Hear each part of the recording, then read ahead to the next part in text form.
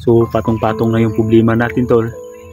Hindi pa lang tayo natapos, iligtas na sana natin yung pamilya ni Peter, pero yung kalagayan ni Peter, dahil ang sabi pa niya sa akin na pinuno, hanggat maaari huwag mo akong pabayaan dahil gusto ko talagang magbagong buhay, hindi kumpit at sa personal na interes ni Dindo.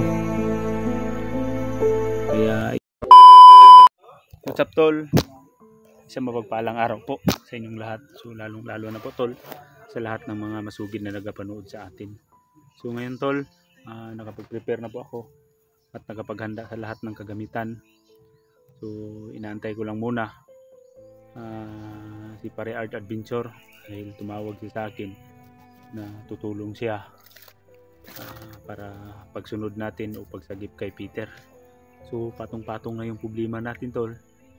Hindi pa lang tayo natapos, iligtas na sana natin yung pamilya ni Peter, pero siguro hihingkuhan ko sarili ko tol dahil napabayaan ko talaga si Peter. Dahil po yung sinabi ko na sa inyo na hindi ko siya na pukusan muna, diba? Dahil yung pagkasakit po ng aking anak, yun ang nagkataon, yung mga araw na hindi ko siya nabisita, so hindi ko na monitor kung anong kalagayan niya. So, yung nakaraan para ding araw tol, yung kaibigan ko pumunta dito sa bahay. So pumunta dito sa bahay, hinahanap ako na may nagtatanong sa kanya, may nagtatanong ba na kaya na hinalang tao, kaya agad-agad sana siya din pumunta dito sa bahay para pagpaalam sa akin. Pero so nagkataon yun, nandun ako sa hospital, kaya yun ang nangyari. So, kahapon pala hinabol din siya ng mga, habang nangunguha siya ng kahoy ba, kausap kami kanina, hinabol siya, nangunguha siya ng kahoy. So hinabol siya, muntik pa siya daw madali. So, sinikap niya na mabuti tol na makaabot dito sa bahay, pero yun ang nangyari. Hindi siya nagtagumpay dahil nakukorner siya ng mga kalaban. Kumbaga yung mga tauhan ni Dindo tol, sobrang rami pala na bumaba. Hindi ko lubos maisip tol na bakit natuntun, dahil hindi naman ako nagbibideo sa labas, at kung nakuha man ako ng video noon, yung sa loob lang ng bahay. So may nakamanman pala o nakamasid sa mga galawan namin na kahit hindi tayo nagkuha ng video, kaya nag-iingat tayo, pero may mga pangyari na hindi natin inaasahan. Masakit man sa loob ko tol na nakita yung kalagayan ni Peter, dahil ang sabi pa niya sa akin na Kuya Pinuno, hanggat maaari huwag mo akong pabayaan dahil gusto ko talagang magbagong buhay, hindi na ako gustong bumalik sa bundok, dahil hindi daw niya kayang murain yung ginagawa ng kanyang kuya na pagpamalupit ng ating nagpapalupit sa ating mga magsasaka doon sa bundok, na pag hindi sumunod sa kanyang utos o sa kanyang kagustuhan ay pinapaslang at pinapahirapan. So yung iba kinukorner pa para gawing kasamahan o sumapi sa kanilang grupo o kilusan. So kawawa talaga tol.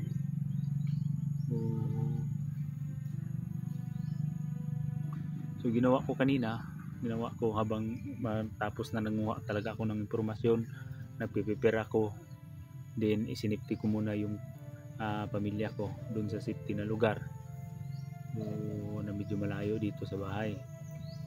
Sinipti ko sila muna dahil yun, para wala na akong maibang iisipin ba, so makapokus tayo dun sa pagsalba ng buhay o pagsunod kay Peter. So sana man lang tol hindi siya muna kaabot sa kanyang kuya, para hindi siya hindi siya mapipilit ba na sumapi talaga o bumalik sa kagustuhan ng kanyang kuya. So gagawin ko lang ng lahat ng bisko. So yun pa tol, si Paritatski dahil hindi mo muna siya makasama. So pinuntahan ko din sa kanyang bahay, hindi siya muna makasama tol, kasi may important matter pa po o importanteng ginagawa si Tatsuki about your family, about sa iyang pamilya. English minong ko ani. So about sa iyang pamilya tol. So, kaya kung nagtataka kayo na hindi natin siya nakikita o hindi niyo nakikita na kasama namin, so yun, nakausap kami na nais lang niya nagpaabot na nahingi sana ng pasensya na sa ngayon hindi siya muna makatulong. Pero pagkatapos ng mga importante na ginagawa ni Paritatski, so agad-agad din siyang race back para makatulong naman, sa amin. So ngayon nandito naman si Pare Art, so siya lang muna ang papalit o ang maalalay para masagip natin, sana maabutan din natin. Sakit tol, na kawawa ba kung may iniisip ko talaga, lalo na nakauwi ako kahapon dito sa bahay kagabi. Iniisip ko talaga yung kalagayan pero may malaking porsyento tol na hindi talaga yun paslangin or ano ang gawin ni Lindo, kasi kapatid niya yun. Pero may posibilidad din na pupursahin niya para bumalik o sumapi sa kanya o sumanib muli sa kanilang kilusan. Kawawa talaga dahil sa magmalupit at sa personal na interes ni Dindo. Kaya yun ang nangyari, yung kagustuhan talaga niya na siya yung magwawagi.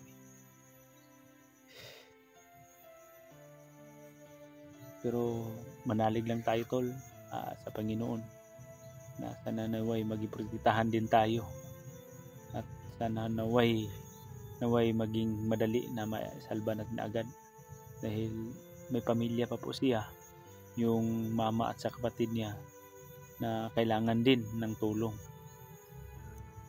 So tinatawagan ko din tol na si Mikoy at si George saka si Tol Renz, tawagan ko sila.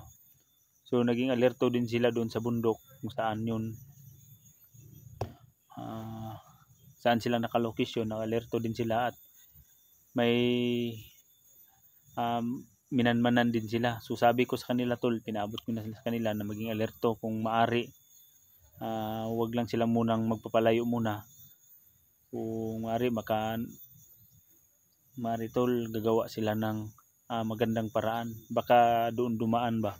So kung makaya nilang ambusin para mabawi si Peter, so kung hindi ko man mabutan, kasi yung mga putukan na kahapon na umaabanti sana ako, pero pinataratan ako kasi may mga sniper sa kabila. Sobrang marami talaga tol, kung nakikita ninyo, sobrang marami talaga yung lumusob doon sa bahay na pinatirahan ko kay Peter. Pero hindi ko talaga masigurado kung anong totoong nangyari, na sobrang liblib na lugar na yun. Mahirap yun ba matutunan, pero iba talaga yung mga spy, yung mga tauhan ni Dindo na ginagawa talaga ang lahat tol para makuha o maisalba nila, makuha na lang si Peter, dahil sa personal na interest o kagustuhan na si Peter, na gagawin talaga nila na commander, kagaya kay Commander Dindo. Dahil alam natin tol, napipilayan na sila talaga. Lalong na nasugatan natin o nasaksak natin ng punyal si Yawa. So yun tol, prepare na tayo. Ito yung bag ko. So yung naka-impake, sobrang dumi po yung bag natin. So naka-full bottle na tayo ng loob. So ladon muna natin tong bahay para makalis na tayo. So ready. Ito yung mga baril. Lahat po ng mga kagamitan natin ay handa na po para sa ating labanan. So yun tol, nandito na si Pre. May ganabot na ka? May ganabot nga habay ka? Yun tol, nandito na si Pare Art. So yani kay ito bagas kong tawag na ko ba? Oh. Nakita mo sa video pre. Kan ba? Ila Peter lang. Okay. Muna ang kuan. Ako tang plano, punta ko daw sila Red Lawrence bakit. Subida lang po na yung punta ko ka. Kuan man ko gahapon good kay ang tawag man sila Mikoy ba? Mawag sila Mikoy na yun ang nangyari, narinig. So pupunta sana ako ng eskwelahan kaya sundo ako ng bata. Hindi ko na lang naisundo. Kumbaga tinawagan ko muna yung asawa ko na mauna lang siya doon umuwi sa kanyang mama. Para maabutan ko agad si Peter pero hindi ko talaga naabutan. Dahil pagdating ko doon, sumuntik pa akong madali. Pagpasok ko doon sa loob ng linagyan ng kay Peter. Pagkanan ako ba? Pagpasok ko doon, binaril ako. Yung mga tauhan pala. May nakabang na sa'yo? Yung mga tauhan pala ni Commander Bindo na nasa loob. Kumbaga ba, monitor talaga nila yung kinikilos ko. Bawat kilos na yun. Kumbaga ilang ginagawa nila na hindi ako makapokus kay Peter dahil nagkasakit ba yung anak ko no. Kaya yun ang nakapokus sila. Una na hindi ko talaga hindi yan ma-monitor ni Pinuno dahil so yun ang nangyari. So napaakyat ko na sila sa bundok sila ni Kuya Prince. Parang ano talaga no? Parang alam talaga nila na wala kang kasama kasi nakaakyat na yung kumbaga pinag-aralan nila yung kahinaan ba? Sabi nila ito na yung kahinaan nila na ito na yung perfect timing na makuha natin si Peter. So liblib na lugar yun. Yung pinagtaguan mo kay Peter. Tumigil sila. Monitoring talaga siya. So nakausap ko yung kaibigan ko na tuwan. Nangunga siya ng kahoy, naggatong siya. Doon siya linusog. So sinikap niya mabuti, pinagbabaril nga siya no. Sinikap niya mabuti na makapunta siya sa para maidalan niya si Peter dito pero nahuli na siya kasi pagdating na daw niya lumalapit sa bahay, pinagbabaril na siya. Kaya napaatas naman siya. Kaya hindi niya nasagip si Peter. Gusto niya sana sagipin. Gusto niya sana sagipin kasi nahala daw niya matay, sabi ni Juan. May Pinuno na kinangkuhan yung nito kasi tiwala ko sa kanya. Nangingi siya ng tawad sa akin kagabi. Narinig pa nga niyang putukan namin. Narinig niya yung putukan. Natakot lang yun kasi baka tamaan ng bala. Sobrang dami talagang balaga.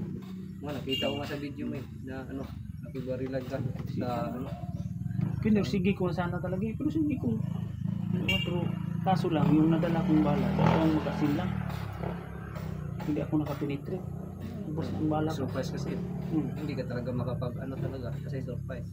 Sige, nadala ko lang talaga ng bala kung umalis ako ng baril. So may bala lang ako dala ng dalawang magasin lang yung reserva. So yun ang nangyari. Pero pasalamat pa rin ako na nandyan ka na tumulong. So sama-sama lang tayo. Gawin lang natin lahat ng base natin. So pwede ka, prepare ka tanan yung dala ka. Dala na ko sa kong gamit. Sige, dahil tayo magdugay kay Lele ko biya. Sige, tara. So yun tol, nito po si Pare Art at sana supportahan din yun siya kasi medyo matagal tong hindi nakapagbalik explore dahil may importante siyang ginagawa. So tara!